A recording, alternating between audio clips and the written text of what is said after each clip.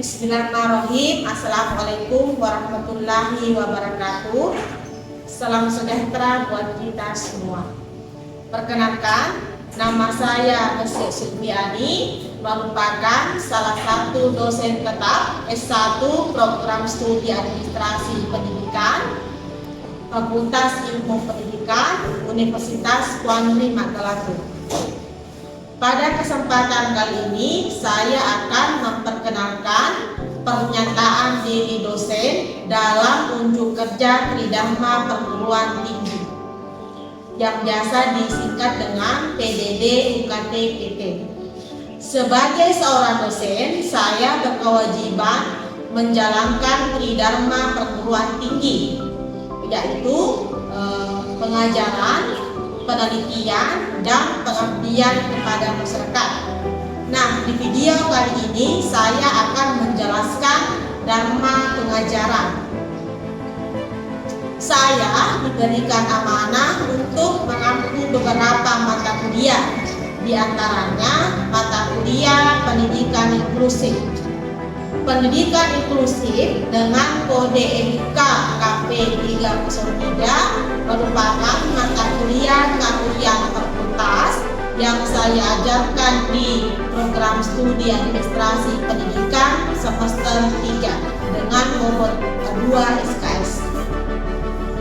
Adapun deskripsi singkat mata kuliah pendidikan inklusif yaitu mata kuliah inklusif ini memberikan pemahaman tentang konsep dan prinsip pendidikan inklusif, karakteristik peserta didik anak berkebutuhan khusus, serta strategi pengelolaan pembelajaran yang adaptif dan ramah keberagaman.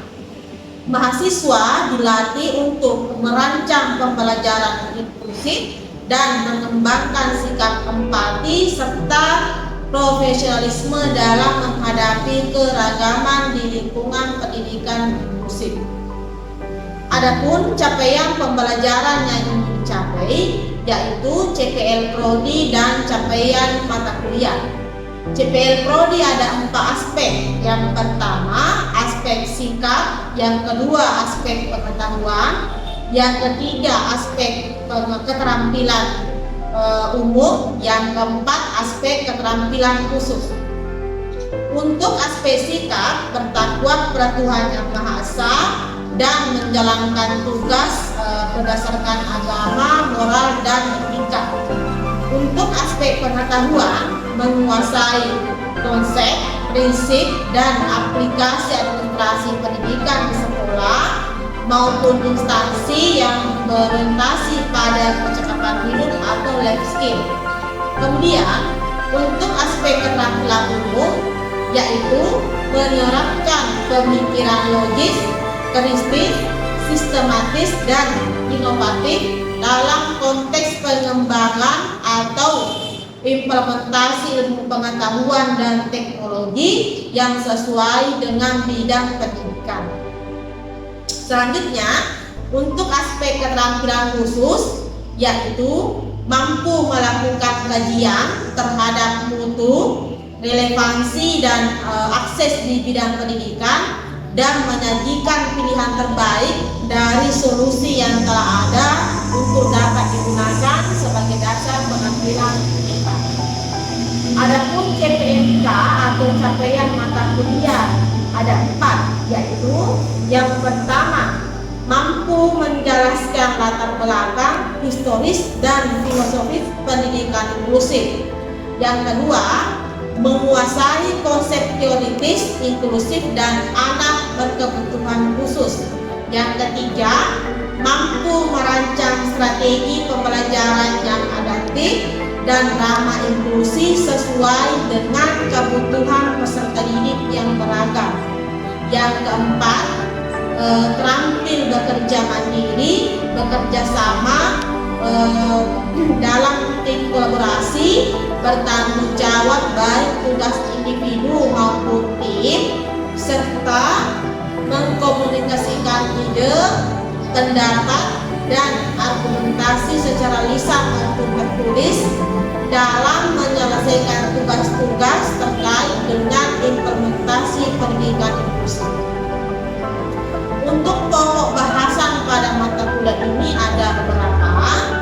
Yang pertama itu konsep dasar pendidikan inklusif, yang kedua prinsip dasar pendidikan inklusif, yang ketiga kebijakan pendidikan nasional dan internasional terkait pendidikan inklusif, yang keempat karakteristik peserta didik berkebutuhan khusus, yang kelima sistem dukungan dan pemberdayaan masyarakat, pengelolaan pembelajaran di sekolah, kurikulum di sekolah inklusif, ketenagaan di sekolah inklusif, sarana dan prasarana di sekolah inklusif, lingkungan belajar yang ramah inklusif. Adapun teknik yang saya gunakan di dalam perkuliahan yaitu ceramah, tanya jawab, diskusi, dan project based learning. Selanjutnya saya akan memberikan cuplikan pengajaran saya terkait dengan mata kuliah pendidikan inklusif secara guru.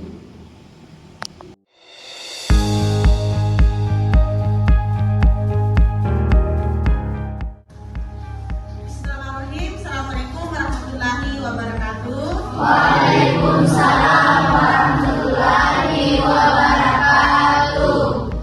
Bersyukur kita panjatkan kepada Allah Subhanahu wa taala atas limpahan rahmat-Nya kepada kita semua, sehingga alhamdulillah pada pagi menjelang siang ini kita masih diberikan nikmat kesempatan dan kesehatan untuk hadir di tempat ini. Selawat dan takbir selalu pula kita kirimkan kepada junjungan kita Nabi besar Nabi Muhammad SAW,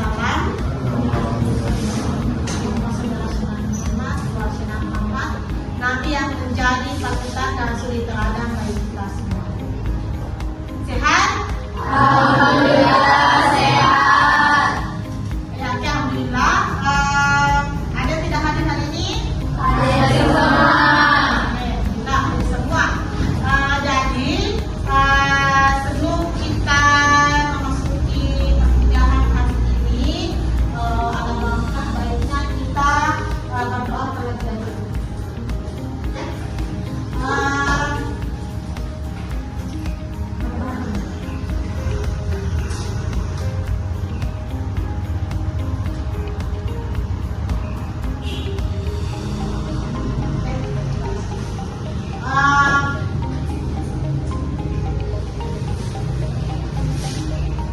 Sudah jelas? Sudah. Jelas. Jadi saya ingin kalian semuanya fokus. HP tak disimpan dulu, kalau ada bisa dipegang tapi disegel ya. Segel ada telepon bisa dipegang kalau mungkin baca di rumah atau keluarga. Sebelum kita memasuki perkuliahan hari ini, saya dulu ingin mereview materi perkuliahan minggu lalu. Jangan sampai hari ini dilupa, bahkan tidak ada sama sekali yang diingat. Nah baiklah, apa materi kita minggu lalu? Wah, semua bisa ya. Oke, Fahmi. Yang pertama apa? Silakan. Baik, sebelumnya terima kasih atas kesempatan yang diberikan. Adapun materi yang dipelajari pada minggu lalu yaitu karakteristik peserta didik yang berkebutuhan khusus. Nah, di dalam sekolah inklusif itu terdapat beberapa kategori anak yang berkebutuhan khusus. Yang pertama itu tunanetra. Jadi anak ini mengalami gangguan penglihatan. Yang kedua itu tunarungu. Anak ini mengalami gangguan pendengaran. Dan biasanya anak ini kadang susah untuk berbicara. Yang ketiga itu tunadaksa. Nah, ini bisa dilihat melalui pandangan atau bisa anak yang mengalami gangguan secara fisik. Yang keempat yaitu tunagrahita. Nah, anak ini itu mengalami gangguan intelektual atau kecerdasan yang di bawah rata-rata. Yang kelima itu autisme. Nah, anak ini biasanya mengalami gangguan yang emosional atau dalam dirinya itu sering tidak terkendali.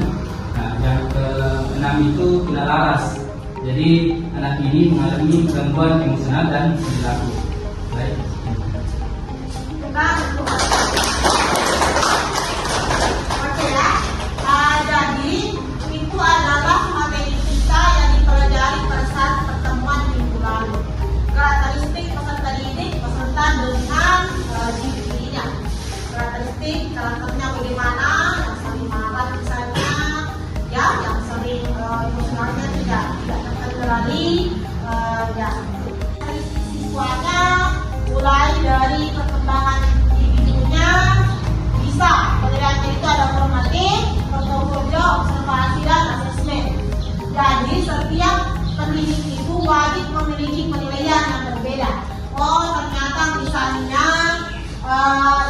sebelah ini dia mampu bagian ini, tetapi ini yang tidak bisa. Tuh, bisa diringkas dengan formatting maupun portfolio. Observasi kasat masuk dalam kasat. Oh ini yang bisa ternyata. Oh ini mampu mengayomi temannya. Artinya ketika mereka belajar kolaboratif itu ada seorang teman yang bisa membimbing. Ya, kemudian sarana dan prasarana. Ini sarana dan prasarana sangat wajib. Ada lapannya, toilet khusus, alat bantu belajar. Ini yang perlu sekali. Anak berkebutuhan khusus itu memerlukan sarana dan prasarana. Huruf Braille bagi tuna netra. Mereka bisa apalagi sekarang ada Braille yang digital. Itu sangat perlu dimiliki oleh sekolah inklusif. Ya, kemudian audiobook papan siswa harus tersedia dan lingkungan belajar harus bebas dari hambatan fisik yang sensorik. Artinya, semisal kalau mau ke WC, toilet umum, itu jangan sampai ada tanjakan. Kalau ada siswa yang tunanetra, itu kan sulit. Makanya kita kasih latihan, karena kalau mau ke sana 3 langkah, gelang ke kiri, lalu ke kanan. Makanya sangat perlu lingkungan belajar yang ramah dan memadai dalam keberagaman. Ya. Kemudian iklim sekolah yang inklusif dan mendukung. Ini yang tadi saya bilang. Interaksi sosial yang terjadi itu harus sehat. Jangan sampai temannya ini tidak berkembang, tidak boleh begitu. Ya, harus ada budaya sekolah yang inklusif. Jangan sampai tidak menciptakan suasana yang harum. Makanya bullying itu sangat perlu sekali dihilangkan. Karena ini sangat berisiko untuk menciptakan iklim sekolah yang inklusif yang mendukung.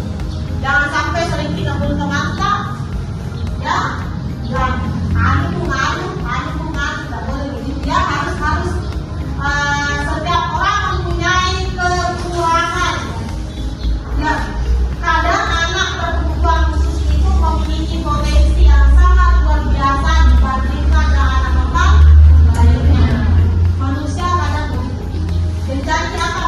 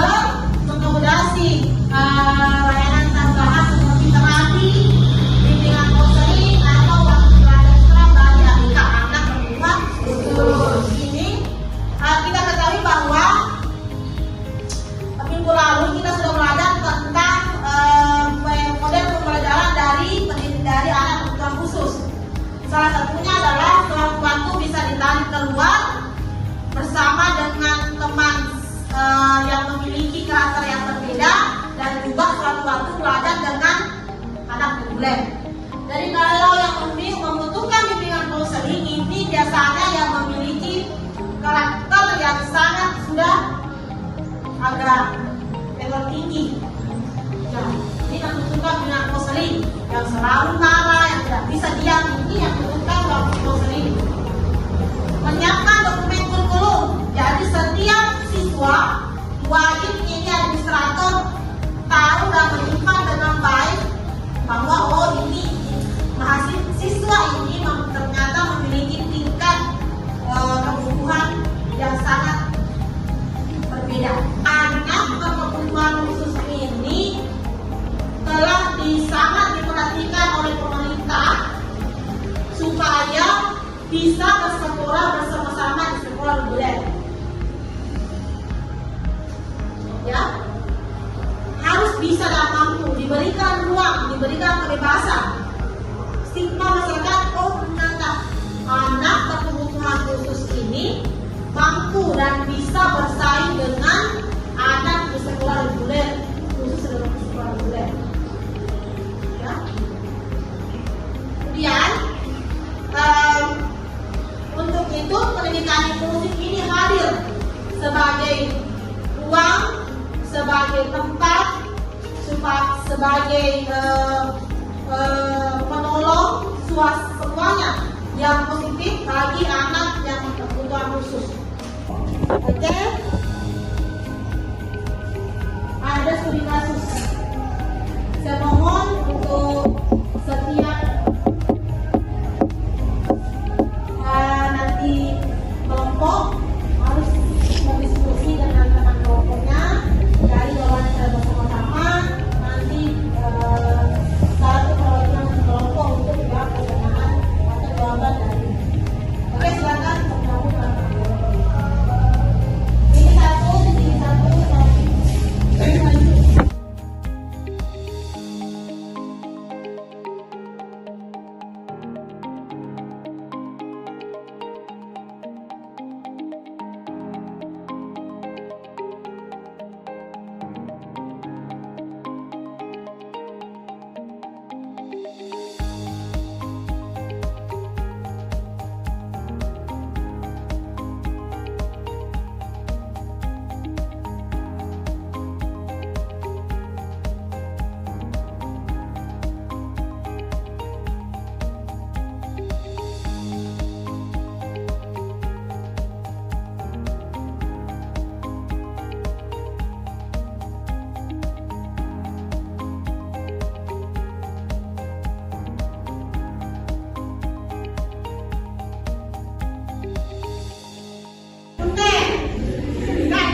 Karena tidak bisa melihat tulisan di papan tulis atau gambar ilustrasi di buku TN, karena ada keterbatasan yang Raka miliki.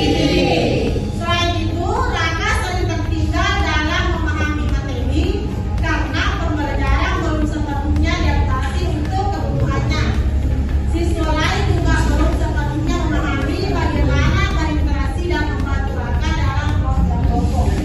Jadi saya ingin apa solusi yang Anda tawarkan bersama timnya untuk membatasi dari kekurangan atau keterbatasan yang dimiliki Raka.